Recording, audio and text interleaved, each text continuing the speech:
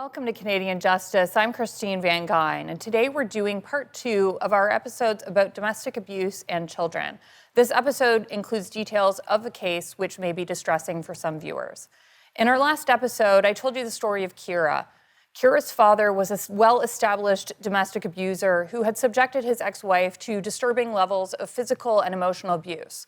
In spite of this history of abuse, and in spite of Keira's mother raising the alarm about his escalating and erratic behavior, Keira's father was granted unsupervised access to his daughter.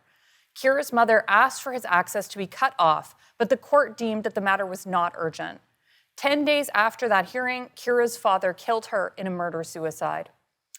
In our last episode, we spoke to Keira's mother, Jennifer, about her journey and battle to change the law in Canada so other children can't be victimized the way Keira was. Today, we're joined by 2 of Jennifer's lawyers, Catherine Marshall and Justin Linden. Thank you both so much for joining today. Catherine, I wanted you to sort of do a recap of the facts leading up to Keira's murder. Jennifer had brought an urgent motion to change custody, to restrict access, actually.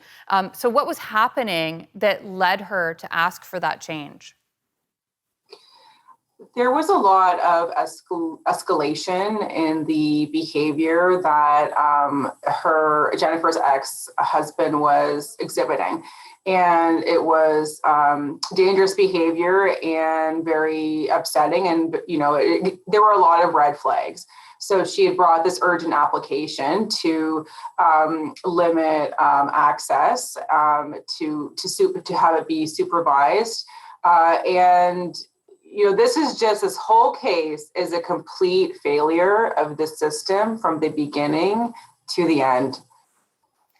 Justin, one of the things that was happening at that time was that the judge had involved Jewish Community Family Services and asked for them to do an investigation. So what was happening with that investigation by that family organization in the days leading up to the murder? So JF&CS had a caseworker that was involved in the case. And actually, just before the murder, she revealed to the family, and in fact, it's in a recorded conversation that she subsequently confirmed having this discussion. She revealed to the family that she felt that the father was exhibiting behavior consistent with a parent that kills a child. We understand she spoke with her supervisor, and instead of immediately taking the child into custody from the father, which they had the power to do, a decision was made to deal with it after the weekend. And unfortunately, it's that weekend when the child was murdered. So on the Friday, they formed this impression that this man is acting in a manner consistent with a parent that kills a child, and they decide it can wait until Monday. And of course, Sunday happens, and that's when the child's killed. So they had this email exchange saying this man is a risk of killing his daughter, and they still did not intervene. This is part of the basis for a claim in negligence that Jennifer is making against that family services organization. What can you tell us about that lawsuit? Yeah, so it's a verbal exchange. What happens is the caseworker tells this to the mother and the father in advance. That's my understanding. That's the information we have. We know she meets with her supervisor, and we know they discuss what to do. And they had the power to take action. So one of the key elements of our lawsuit is their failure to use the power and authority that they had. They didn't require a court order at that point. Once they formed the opinion that that child is in immediate risk of harm, they have the authority to simply go and take the child, period, full stop, end of story. And deciding to let it sit over the weekend really is one of the key heads of the lawsuit. There are other failures, but that's the most important, because when it really reached that fever pitch, they could have stepped in. They had the power to step in. We say they knew they should have stepped in, and they decided to let it go over the weekend. And unfortunately, a child's life can't wait over the weekend.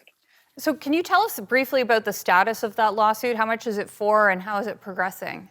So the next step is examinations for discovery, where we'll have an opportunity to question under oath that caseworker and her supervisor, and also to get full production of all of their internal documents, because we don't have all their internal documents presently.